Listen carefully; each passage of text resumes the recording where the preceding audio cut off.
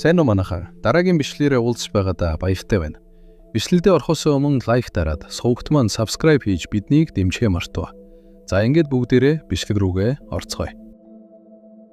Гүн Хейли өрөөндөө тошны өмнө гүнхтэй суун гүнзгий санаа алдна. Хейли: Тэр яагаад одоо ус надтай холбоо байхгүй байгаа юм болоо? Намайг бүр мартчихсан юм байх та. Ахлах шивгч нь байж боломгүй юм ихэм дээдсэ. Тэр зүгээр л хар шидийн мөрдгөөсөө болоод ойрд маш их завгүй байгаа бах. Тийм ээ, тэр үнэхээр их нэлээд завгүй байгаа шүү дээ. Гүн Хейли дууга хураан гүнхтэйвэр доош харан суун. Гэтэл гинт өрөөний хаадаас хавгдсан мэт хүчтэй нэгдэж хоёр шивгч нь амьсгаатсаар гүйж орж ирлээ. Шивгчд: эрхэм дээдсэ, яасан бэ? Ямар нэг зүйл болоо юу? Цаг нь болсоо. Тэр ирчглээ. Тэр эцэст нь ирчглээ. Хурдан албаны хувцас өмсөөрэй. Яам пэйж ирхэм ирчглээ. Тэр ирсэн гинэ. Гүнж хэсэг хугацаанд итгэж ядан гайхаж зогссноо гинт маш их сандарч шивгчд рүүгээ харан тусламж ирлээ. Хейли: "Огтоо, надад туслаарай." Ийхүү ордныхан хөл хөдлөн болж гүнжийг хамгийн үзэсгэлэнтэйгээр нь гоёж бэлдэв. Удалгүй Хейли гоёмсон сэнхэр даашинзаа өмсөж шивгчдийнхээ хамт ордны урт хондлоор алхах нь хүлээн авах танхимын том албан хаалганы өмнө ирлээ. Тэрээр сандарсандаа гүнзгий амьсгаа авна. Хейли: "Миний үс ямар байна? Ямар нэг болохгүй зүйл байна уу?" Тэрээр хайртай хүнтэйгээ уулзахдаа хамгийн төгс харагдахыг хүсэж ийхүү догтхон зогсно. Ахтав шивгч нь: "Санаа зовдгүй эрхэм дээдсэ. Та өнөөдөр хамгийн хөөрхөн байна." Шивгч нь: "Тийм шүү, тийм." Хейли: "За тэгвэл дараа уулзъя. Та чадна." Хейли гүнж зориг гаргана танхимын том албан хаалгыг нээлээ. Тэнд Ян Пейж түүнийг хүлээгээд зогсож байв. Ян: "Удаан уулзсангүй шүү ихэм дээдсэ." Гүнж түүнийг хараад үг дуугүй хэсэг зогсов. Сэтгэл дотороо түүнийг ирэхгүй болов уу гэж имэж байсан нь сая л нэг тайлагдах шиг болов. Хейли: "Би таныг энэ талаар мартчихл гэж бодож байлаа." Ян: "Намайг уушлаарай ихэм дээдсэ. Би ойрд жоохон завгүй байлаа." Хейли: "Зүгээр дээ, 9-нд чинь баярлалаа. Та албаны хувцастай гоё харагдаж байна." Ян: "Баярлалаа." Ян хэсэг бодол хийснээ ийхүү үргэлж төвдөв. Ян: Ихэхэд хоёулаа сурахад тохиромжтой газар очсон нь дээр байх. Ордон дотор олон хүн харж байгаа шүү дээ. Хэрвээ хэн нэгэн намайг тантай уулзаж байгаад мэдчихвэл ордон даяар янз бүрийн цуу яриа тарна. Дээдсийн хүрээлэл гэдэг тийм л байдаг шүү дээ. Хейли: "Тэгээ." Ян: "Тэгвэл би таныг сурахад тохиромжтой газар аваач." Ян гүнж рүү гараа сонгоно ийн хэлв. "Та түр миний гараас барьж байгаач." Гүнж Яны гинтийн үйлдэлээс болоод гайхаж хоцров. Түүний дотор ойлголоо. Гэхдээ хүлээгээрэй гэсэн бодол зурсхийн өнгөрлөө. Хейли: "Таны гараас барина гинэ." Ян: "Би шилжих шид ашиглах гэсэн юм." Хейли: "Миний сонсож байсан өөр газар руу шилждэг шид байна." Гүнж догдсондоо нүдэн сэргэж Яны сунгасан гар дээр өөрийн гараа болгоомжтой гихчин тавилаа. Ян түүнийг анхааруулан ийн хэлв. Ян: "Жохон толгойч нь эргэж магадгүй болохоор болгоомжтой байгаарай." Түүнийг хэлж дуусмагц тэднийг хурц сэнхэр гэрэл ороож хормын дотор ордноос ас хол орших нэгэн үзэсгэлэнт газар ирлээ. Хүх тэнгэр, алсад харагдах цас дуус, хүл дор зулчихсан мэт ногоон зүлэг, дэлгэвсэн цэцэгсийг хараад Хейли гүнж дуу алдав. Хейли: "Энэ газар чинь..." Ян: "Хүмүүсийн нэх ирээд байдаггүй, нийслэлийн захын тодод байгаа юм. 6 дугаар зэрэглэлийн шилжих шид тийм ч хол явдаггүй болохоор энд ирэхээр шийдсэн юм. Энд заяа томтой болохоор шид сурахад яг тохирно." Яны тайлбарлаж байх хооронд Хейли орчин тойрноо гайхан биширч нүд салголгүй ширтэн. Ян түүнийг чимээгүй байхыг хараад зөөлөн дуудлаа. "Эрхэм дээдсэ." Хейли: "Би өмнө нь хизээш ордны гадаа гарч үзэж байгаагүй. Зөвхөн миний зүудэнх боломжтой байсан зүйл таны гараас барьсны дараа хормын дотор бодит байдал болчихлоо. Эд шид үнэхээр гайхалтай юм аа." Тэрээр баяртайгаар инээмсэлдэж цэвэр агаараар цээж дүүрэн амьсгална. Тэнгэрт цагаан тагтаанууд нисэн өнгөрч байгалийн гоо үзэсгэлэн Хейли гүнжийг бүрэн эзэмджээ. Ян түүний харан чимээгүй зогсохдоо гүнжийн өмнөх дүр төрхийг бодно. Тэрээр ордны хүүтэн ханны дунд цонхны дэргэд ганцаардан суудаг байсан уйтгартай өдрүүд. Гадаад ертөнцөөс тусгаарлагдаж гунигт тахтан суудаг байсан тэр дүр төрх нь Яны авчирсан энэ тод өнгө эрх чөлөөтэй эрс ялгарч байлаа. Тэрээр гунигт бодлоосоо салж өөдөөс нь харан зогсох Яан руу дулаахан инээмсэглэлд биелэлв. Хейли, таны зөв. Яан ч мөн адил гүнжийн баяр баясгалантай байгааг хараад сэтгэл хангалуун зөөлөн инээмсэглэнэ. Яан, эд шид үнэхээр гайхалтай. Ийхүү ордны гаднах тэдний анхны аялал мартагдашгүй шидэд дурсамжуулан үйлдэв. Тэгэхээр та намайг эзэнт хүрний ариун дагшин газарт шид бэлдэж байхыг минь харсан байх нэ. Тийм ээ, би ордноор аялж яваад тийшээ орчихсон юм. Эрхэм дээдэс эзэнт гүрний шидтэн 2 хүрээд ирэхээр нь буланд нуугдчихсан байсан юм. Тэр хавийг хамгааж байх ёстой байх нь асуу. Та гэхдээ яаж тэр газалд орсон юм бэ? Тэр нөгөө би жоохон байсан болохоор сониуч зандаа хөтгөлдөөд. Хейли түүний энэ байдлыг хараад хөвжөлтэйгээр инээмсэглэлээ. Хөө. Би ойлгож байна. Би ч гэсэн баг бахта ахтайгаа хамт хориотой газруудаар явж байгаад хэд удаа загнуулж байсан. Би таны эзэнт хүрний ариун дагшин газарлаа орсныг нууцлах болно. Та ч гэсэн намайг шид ашиглаж байгаад нууцсан шүү дээ. Хоёулаа одоо нэг завинд суусан нөхөд эзтэй. Тийм ээ. Хейли ахыхаа төрсөн өдрийн талаар дурсав. Одоо бодоод байсан ах төрсөн өдрөөрөө хүлээн авах зохион байгуулна гэсэн юм байна. Та ирнэ эзтэй. Би өрлөг хүлээж авсан ч гэсэн очих бодлоо. Яагаад тэрвэ? Ах гомдох бах та. Ууган ханхүүгийн төрсөн өдрийн хүлээн авалтанд зөвхөн язгууртнууд л оролцсон шүү дээ. Би хичнээн одоо цагаан цамхгийн захирагч болсон ч гэлээ. Энгийн гэр бүл төрсөн учраас намайг очвол язгууртнууд бөө юм болох үз. Хуучин самхпын захирагчийн хэдэн 10 жилийн турш бий болгосон хүч нь тийм ч амархан унахгүй. Намайг хянаж байх юм гарцаагүй. Ууган ханхүү улс төрийн салбар дээдсийн хүрээлэлд өөрийн бай сүрээ олж, өөрийн хүчээр хаан ширээнд аюулгүй суутал би царaan цамхгийн захирагчийн ажилдаа анхаарсан нь зөв гэж бодож байна. Тийм байх нэ. Би ч гэсэн тэгвэл гүнжийн үүргээ үнэнчээр гүйцэтгэнэ. Тэр дээдсийн хүрээллийн язгууртнуудыг ахын минь эсрэг юу ч хийж чадахгүй болгоно. Тэрээр иш хүчтэйгээр үргэлжлүүлэн хэлжээ. Тэгээд эд шидэж бас сайн сурна. Намайг тусалж дэмжээрэй багшаа. Хоёр дахнаа байхдаа тэгж дуудаж байж болох уу? Яан зөвлөн инээмсэглэв. Болно. Та намайг хүснээрээ дуудаж олно. Дүс солигдож шүн дунд ханхүү Рагнарын өрөөнд түүний талынхан нууц төлөвлөгөөгөө хэлэлцэн. Рагнар. Тэфэр миний төлөвлөгөө ийм байна. Ерөнхийдөө бол тэр Яан Пейж гих шидтэнгийг зохицуулахаас өмнө угсаа залхамжлах уугуй ханхүүг үгүй хийх хэрэгтэй. Ивантус түүний үгийг нухацтай сонсож зогсоно. Рагнар. Тийм ээ, одоогоор зарим язгууртнууд дараагийн царaan цамхгийн захирагч Яан Пейжийн үйлдэлийг маш нухацтай ажиллаж байгаа.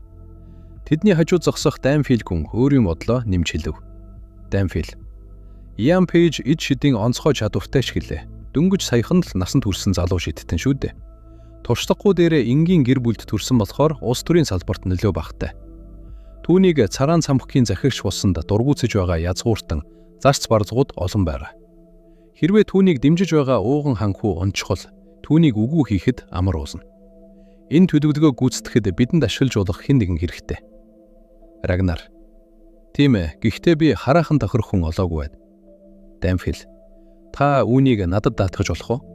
Би энэ төлөвлөгөөнд тохирох нэг хүн мэдэх юм байна. Рагнар. Ойлгосон. Даймфил ирэх юм ээ. Тэгвэл би энийг танд даатгая. Ивантус. За тэгвэл би бас явъя да. Рагнар. Ивантус ирэх юм ээ. Надад нэг асуулт байна. Таны хүч байхад намайг байхгүй байсан ч та эзэнт хүрнийг удирдах эрх мэдлийг олж чадна. Номсоо дэлгэрүүлж хүрээгээ тэлэх зорилготой байсан ч гэсэн өөр зөндөө арга байгаа шүү дээ. Гэтэл яагаад надтай хамт ажиллаж байгаа юм бэ? Ивантус хэсэг зуур чимээгүй зогссноо Рагнар руу харан нууцлах хариулт өгөв. Ивантус. Надад олохыг хүсэж байгаа нэг хүн бий. Рагнар. Хий юм бэ? Ивантус. Энэ газар нутагт үлдсэн сүүлийн өвөг дээдс минь. Ивантус суудлаасаа үл хөдлөм нууцлах түүхийг хүүрнэ. Ивантус. Цаг хугацааг өдөрдөгчлөө, алтанлуу. Тэр бол драгонианчууд бидний хайж хүндэлж биширдэг нэгэн байгаа юм. Рагнар түүний ярианд баг зэрэг эргэлзэнгүй хандна. Рагнар. Тэр чин зүгээр л домогт гардаг төсөөллийн биет биш гэж юу? Ивантус. Одоо үед хүмүүс тэгж боддог ч гэсэн луунууд оршин тогтнодог байсан. Одоо ч оршсоор байгаа. Тэд бидний хүрч чадахгүй тийм газарт амьдардаг учраас олж чадахгүй байгаа юм. Гэхдээ энэ газар нутаг дээр том үмэн самуун дэгдүүд алтан руу өөрийгөө харуулах нь арцаагүй. Рагнар. Үүмийн самун гэж. Ивантус. Дайн. Рагнар. Борон 100 жилийн өмнө драгонианчуудын дэгдээсэн дайн автанлууг гардаж ил сойрдохтой байсан л гэж битгий хэлээрэй. Ивантус. Тийм ээ. Гэхдээ тэр биднийг луугийн үр сад биш гэд оронд нь хүмүүс тусалсан. Мичд Грин Ривер хүн төрлөختнөөс хамаагүй хүчрэхэг драгонианчуудыг үгүй хийж чадсан нь сонирн биш үү? Рагнар түүний хийсэн зүйлсийг үгүйсэхийг оролдоно. Рагнар. Гэхдээ энэ дэлхийн ямар ч түүхэнд луу оршин байсан гэх тэмдэглэл байдаггүй шүү дээ. Ивантус. Мичл Грин Риверийн драгонианчуудыг устгах чадсан шалтгаан нь түүний цараан цамхагт бүтээсэн шидийн ачаар гэж тэмдэглэгдсэн байдаг. Тэр үргэж энэ дэлхийд ирэх өөрийн оролцоог арилгаж уул мөргүй алга болдог. Яг л энэ дэлхий дээр оршдоггүй мэт. Ивантусын нүд нэг л өөрөөр гялалзаж өөрийн мэдрэмжээ хэлнэ. Ивантус.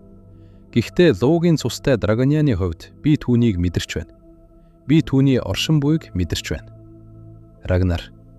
Тэгэхээр та намайг эзэн хаан болгоод дайн дэгдэх санаатай байгаа ахнэ. Ивантус. Тийм ээ. Гэхдээ энэ таны хувьд муу зүйл биш шүү дээ. Твийг нэгтгэх. Энэ танаа өвөг дээдсийн хүссэн зүйл биш үү? Хэрвээ дайн дэгдвэл артан луу гарч ирэн үүмийн самууныг намжаах болно. Би түүнийг заавал олох ёстой. Рагнар. Артан лууг авчход яах бодолтой байгаа юм бэ? Ивантус яриагаа өндөрлөхөө шийдсэн бололтой суудлаасаа босов. Ивантус. Бид хитрхи удаан ярьчих шиг боллоо. Санаа зовлтгүй. Би таны төлөвлөгөөг дагах бодолтой байгаа. Дүрс солигдож эзэнт хүрний хүлэгт баатруудын төв байранд нэгэн гинтийн мэдээд өгөв. Дэд ахмад Паул Ланс өөрийн өрөөндөө зогсож байтал нэгэн цэрэг ярам орж ирлээ. Паул. Юу, үнэхээр гэж юу? Паул гайхсандаа дуу алдав. Цэрэг. Тийм ээ дэд ахмад, таныг хүлэгт баатрын нэгдүгээр салааны ахмад өрөөндөө дуудсан. Паул. Хаа. Тэр амар даймфал намайг дуудаж яах гээд байгаа юм болоо? Би ойрд ямар ч асуудал тариагүй шүү дээ гэж тэр өөртөө өгсөв. Гэвч тушаал бол тушаал. Тэр яаран цэрэг рүү эргэж харам. Ойлгосон. Би шууд явлаа. Хэлсэнд баярлалаа. Паул улт хонглоор алхахдаа дотроо янз бүрийн зүйл бодно. Тэрээр ахмадын өрөөний үүдэнд ирээд гүнзгий амьсгаа авлаа. Хүү гэж тэрээр сандарлаад арахыг хичээ. Тэрээр хаалгыг зөөлөн догшив. Даймфал. Орж болно. Паул хаалгыг нээн орж ёслон зогсов. Паул. Та намайг дуудсан уу ахмадаа? Даймфал. Ах, Паул Ланс ирэх юм ээ. Ийшээ. Даймфал ахмад ширээний хаард суун түүнийг өгтөв. Ахмад Даймфал яриагаа шууд гол сэдв рүү оруулав. Би дээд төвшний шидтэн хээлн хар шидэд автсан учраас өвгөн ханхуу руу дайрсан гэж сонссон. Хамгаалалт нэмэгдсэн гэж мэдээлэл авсан ч гэсэн бүх юм зүгээр байна уу? Паул. Тийм ээ, одоо бүр ямар ч асуудал байхгүй. Паул итгэлтэй хариуллаа. Даймфал ахмад сэтгэл хангалуун толгойд ахив. Даймфал. Хүлэгт баатрын салаа сонор сэрэмжээ нэмэгдүүлж, өвгөн ханхуугийн хамгаалалт нэмэгдсэн. Сайн байна. Өвгөн ханхуу бол бидний ирээдүйн хаан. Түүний аюулгүй байдал хамгийн чухал. Тэрээр Паул руу харна, ярианыхаа өнгийг баг зэрэг зөөлрүүлв. Даймфал. Би ахмад ойлгоортой өмнө нь хэд хэдэн удаа биечлэн ярилцах боломж олдож байсан ч харин бидний хувьд анх удаа ингэж ярилцах боломж гарч байх шиг байна. Чи дэд ахмад босноос хойш нэлээд хугацаа өнгөрлөө. Би чамайг ямар нэг байдлаар уурлуулчихсан болов уу гэж тайхаж байлаа. Паул ахмадын гинтийн найрсаг ярианд гайхсан ч хурдан хариу өрөв. Паул. Огтхон ч тийм биш ээ. Намайг дуудсан чинь үнэхээр нэр төрийн хэрэг байлаа. Даймфал. Тэгвэл ашгүй дээ. Даймфал хөнгөн инээмсэглээд өрөөнд дотуураа алхав. Даймфал. Миний сонссноор чиний сэлмийн чадвар, сэлмийн эзэн Ахмад Оливерийн дараа орхоор гэсэн. Өвгөн ханхуу Ахмад Оливер хоёрт хүзэн зөвшөөрөгдөн гэдэг чи үнэхээр авьяастай юм. Үгүй ээ, надад одоо ч гэсэн сурах зүйл их байна. Даруухан зан гаргах хэрэггүй дээ. Чи чадварынхаа ачаар л дэд Ахмад болсон шүү дээ. Омардын хилийн энгийн гэр бүл төрсөн үнчин чамааг Ахмад Оливер Хүлэгт баатрын 2 дугаар салааны дэд ахмадаар санал болгоход би түүнийг галзуурчгч л гэж бодож байсан. Эзэн хааныг хамгаалах ёстой Хүлэгт баатрын салааны нэг хэсгээр чамайг яагаад сонгосон бол гэж эргэлцсэн. Дээдсийн хүрээллийн Хүлэгт баатрын салаанд чамшиг залуу оруулсанд нь итгэж чадахгүй. Би үүнээс цааш төвчж чадахгүй. Даймфал ахмадын харц гинт ховирч өрөөгөөр дүүрэн аимшигтай хар энерги засарч эхлэв. Паул сандарч сэлмээ суглан хамгаалтын байдалд орлоо. Тийм учраас Ивантус гарч ирэв. Чи хэн бэ? Хизэнээс хойш энд байсан юм? Паул тэрхүү харанхуй хүчний өмнө хамаг биеийг хүшиж хөдөлж чадахгүй байгаагаа мэдэрлээ.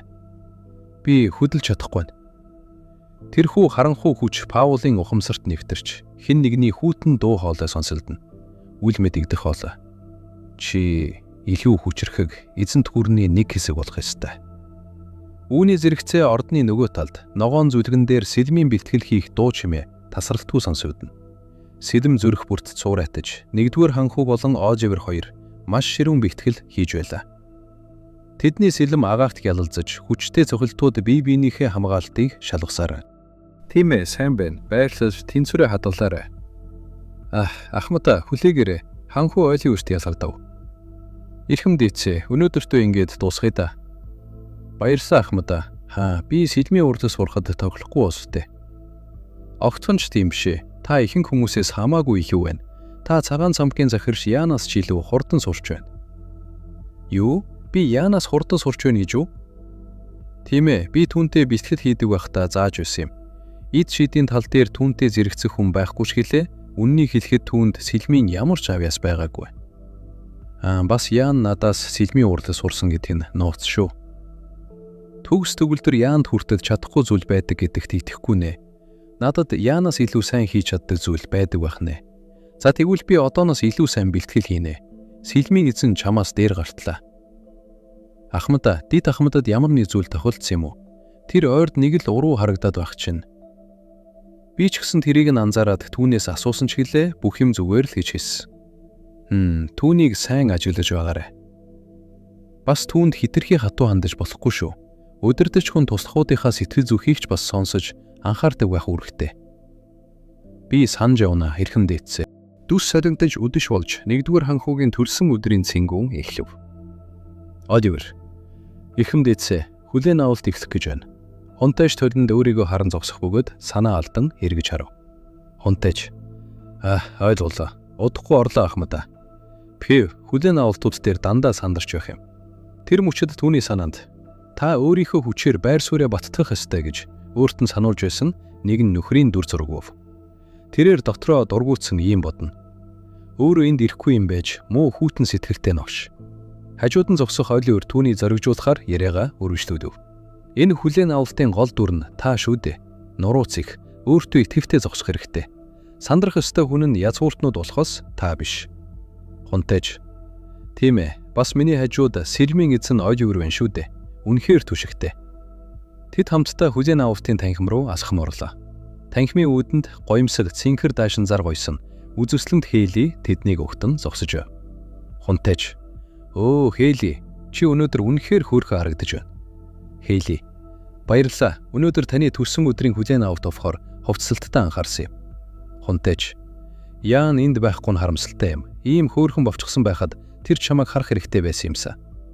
Энэ үгийг сонсоод Хейлигийн хацар нь баг зэрэг улайв. Хейли. Та юу яриад байна аха? Бас миний танаас л асуусан ямиг яаж Яан эрхэнд хэлж чадаж байна? Би ямар хөвцсөн гэж? Хейли хэсэг хугацаанд ичид сандарсан ч удалгүй тайвширч Хунтайжид албан ёсоор мэдчилгээ дэвшүүлв. Хейли. Ядагч байсан. Төрсөн өдрийн мэнд аха. Хичээнгүүд нь ажилдаг танаар би үргэж бахархдаг шүү. Тэгснээ тэрээр харцсан ширүүсэж эрс шийдэмгийн өнгөөр нэмж хэллээ. Хейли. Би таны талаар муу үг дуугарсан дээдсийн хүрээллийн бүх язгууртнуудыг дэвслэх болохоор тэдэнд санаа зовоод хэрэггүй.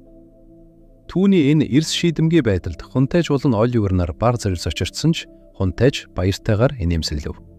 Хунтайж. Баярлалаа Хейли. За тэгвэл орцгой. Танхимын үүдэн зогсох зарлан тун хуйларч чанга дуугаар тэднийг зарлалаа. Зарлан тунгагдавч.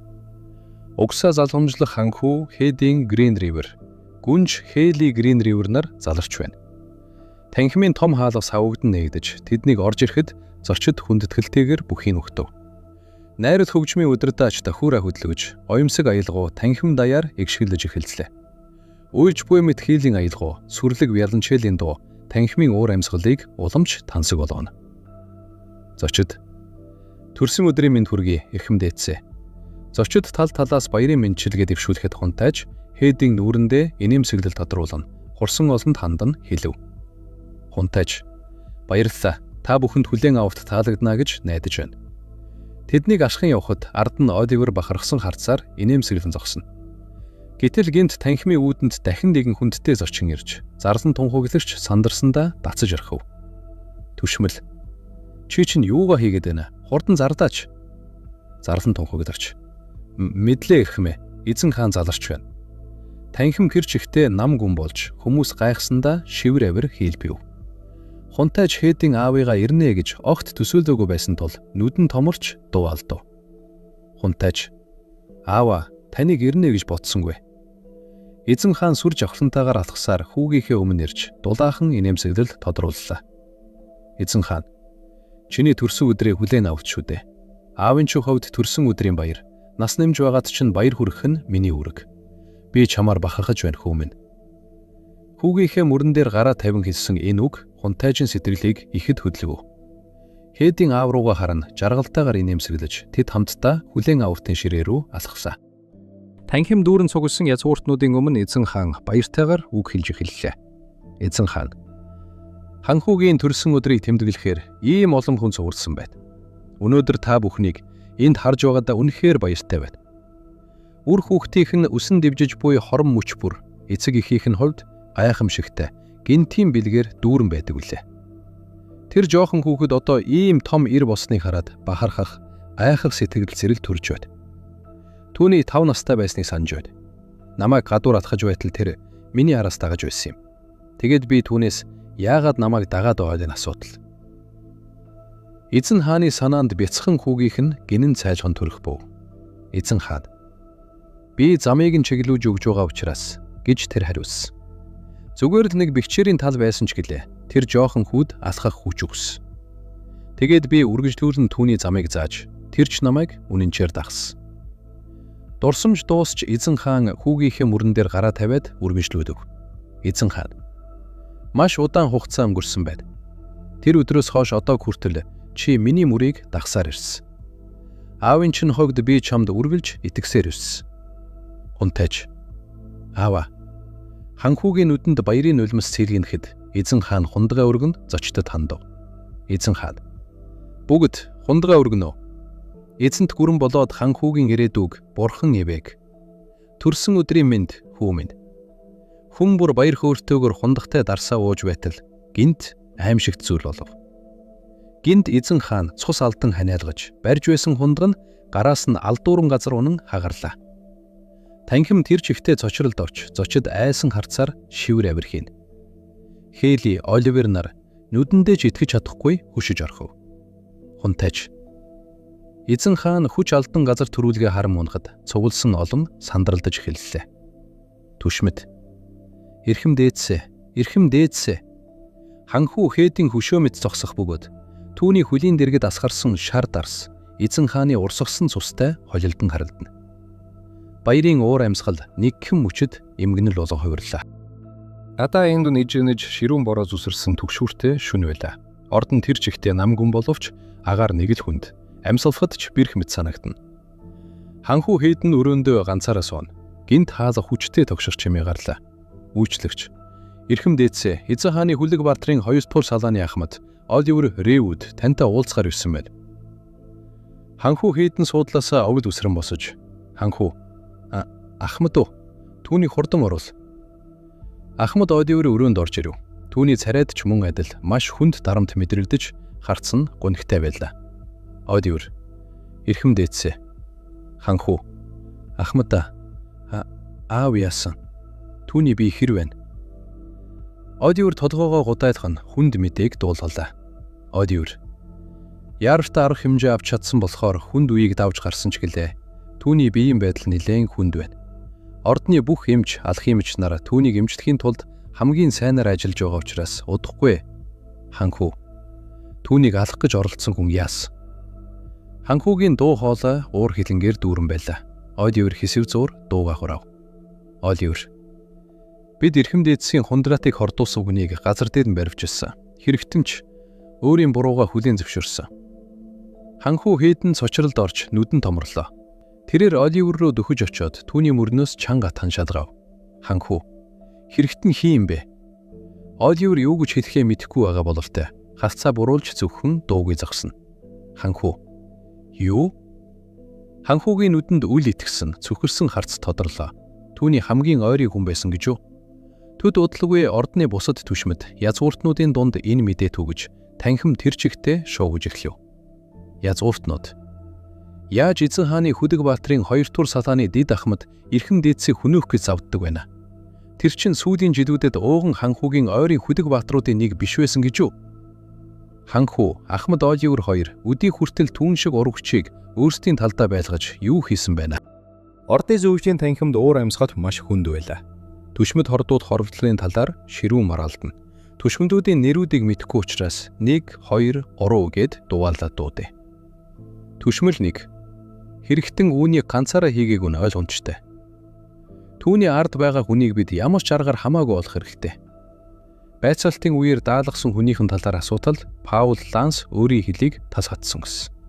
Түүнд ярих ямар ч бодол байхгүй байгаа болтой.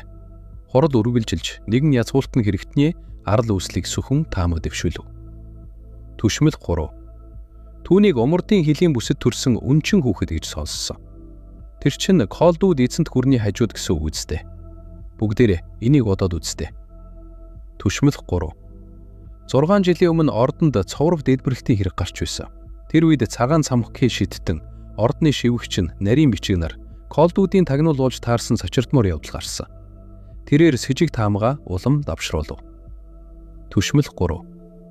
Залуу наснда онцгой шадруудыг эзэмссэн ч хэлээ. Түүний ард тал сайн биш шүү дээ. Сайн бодоод үзвэл нэлээд с 'жигтэй. Тэгэхэр тэр өндөр бэлтгэгдсэн Колдуудын тагнуул барах магтартай. Түшмэл 4. Гэхдээ Паул Лансэд ямар ч манай тамганы уул мөр байгаагүй шүү дээ. Яг одоо тэр чухал гэж юу? Тэр эзэн хааныг хорбуулж алахыг оролдсон. Түүнд даалгавар өгсөн хүн. Ийм зүйл хийсэн шалтгаанаа нууж байна. Эцэст нь тэд нэгдсэн шийдвэрт хүрлээ. Түшмэл 6. Түүний хэрэгм зэрэг хаанаас ирснийг нь бодолцож үзэлгүй, ажилд авснаас болж л ийм хэрэг гарлаа.